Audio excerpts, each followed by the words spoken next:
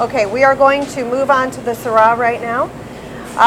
So again, post your questions, start pouring your Syrahs at home. We're finishing up the rosé. Take that for later. And that was a hit.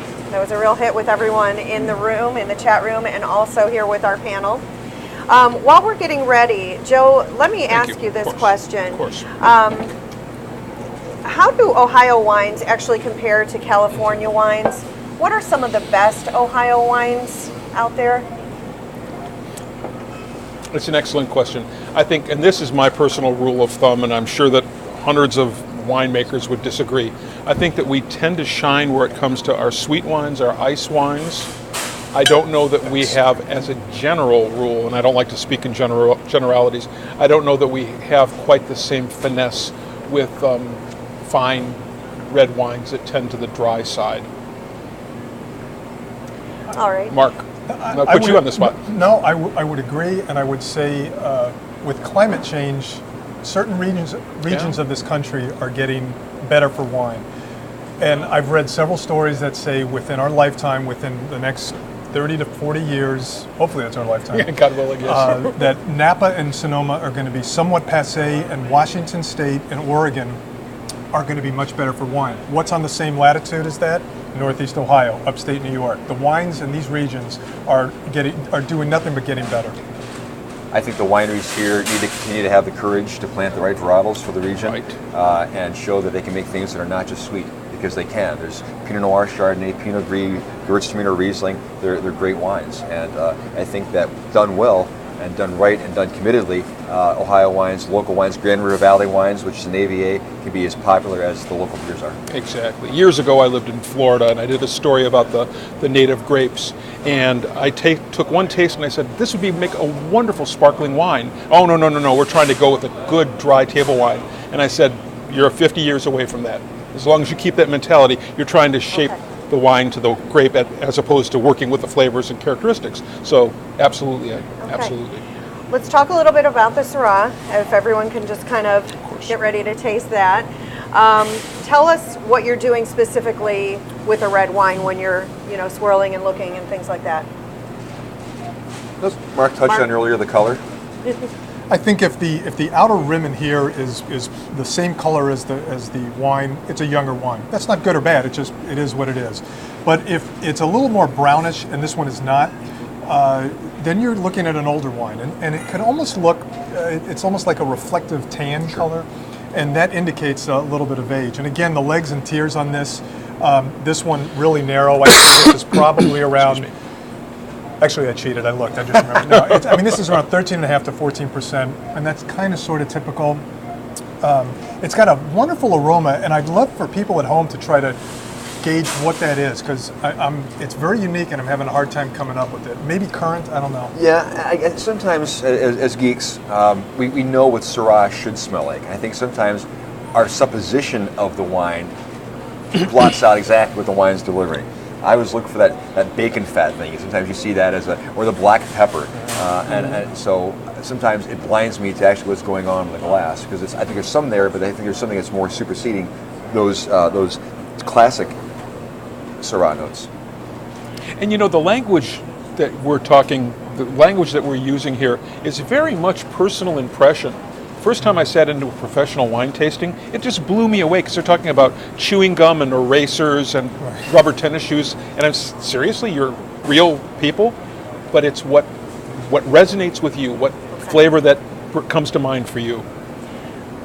We have in the chat room someone saying that they find that this smells like chocolate to them. Yeah, that's the oak, sure. Okay.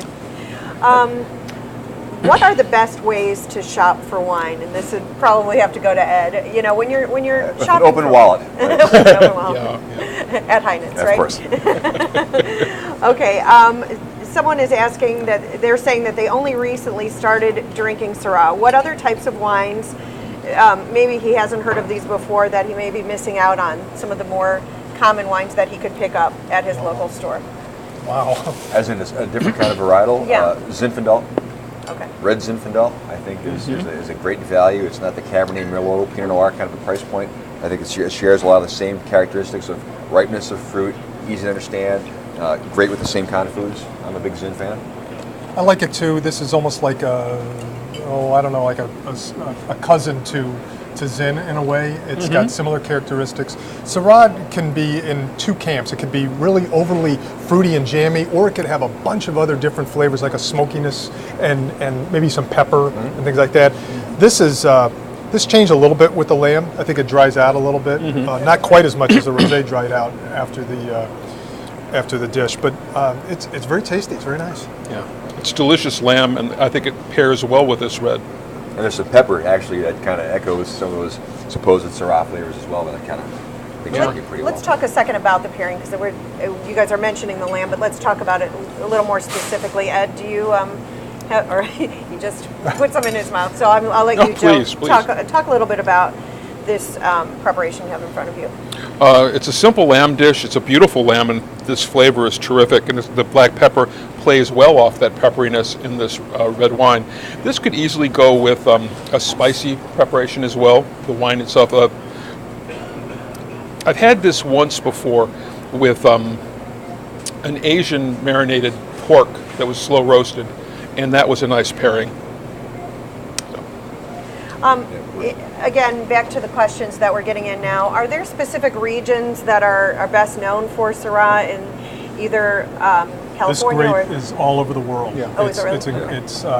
It's known as, correct me if I'm wrong, Shiraz in Australia, Syrah in virtually all other parts of the world, and Shirazi in Iran, Right, I think. yeah. And Côte d'Ivoire in France. But it's the same DNA of the grape, so but it is all over. A lot of different names of the same grape is because of the regions and the people in that area. Right. Someone is talking about a Petite Sirah. Is that Different What is? grape. What are the differences? Well, it's actually called Petite Sirah. The technical name is called Durif, which everybody run out and buy your Durif at Heinen. It's not labeled Durif. It's labeled Petite Sirah for a lot of various reasons. It's probably the darkest, inkiest red wine you can get. It will stain your teeth for a few days. It's big, strapping, intense, and it's very polarizing, I think, too. There are people that will just not like it at all. It's too big. It's too intense. It does demand certain kind of foods. And it almost would make this taste like a white wine, but for those palatable thrill seekers, I think it's a great wine. My wife describes Petite Sirah and a hearty cab as a wine you need a knife and a fork to drink. All right. So what are your thoughts about this? What are you enjoying most about the Syrah that you're tasting right now?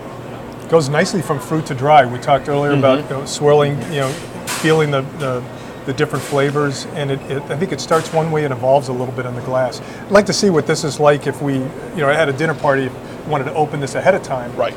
Taste a little bit first, just right out of the bottle to see how it, out of the glass, to see how it is right away, and then see how the breathing time kind of opens it up. Exactly. Right. I'll play the geek balance card again. I think that the fattiness, that gaminess of the lamb worked out really well. That the Syrah is not overly tannic. I thought it went really, really well balance-wise and complementary flavors. Absolutely. The gaminess of the meat, the richness of the meat. There's an austere quality to this. They play well against each other. Right. Okay, we have just about a minute left. Why don't we talk about what we need to do, what people need to do at home if they want to do a wine tasting? From what we've done tonight, this seems like something simple that you could pull off, Absolutely. pick out some wines. If they came to you, Ed, and came into your store, would you be able to help them Sure. pick out some All of wines? our wine consultants and all of our stores would be joyously happy to plan these kind of things. They're fun to do. And dinner parties can start with wine. Wine is a communal beverage. It's meant to be shared. It's meant to be talked about, as is great food. And to say, hey, we're having lamb, what's a good wine pairing with that? Our wine consultants are happy to do that. And really, it adds to a great evening of friends, food, wine. It really is one of the perfect evenings you can create. We probably should have said that right up front, is that wine is very communal and it is meant to be shared. All right. Very good. Any final thoughts, Joe?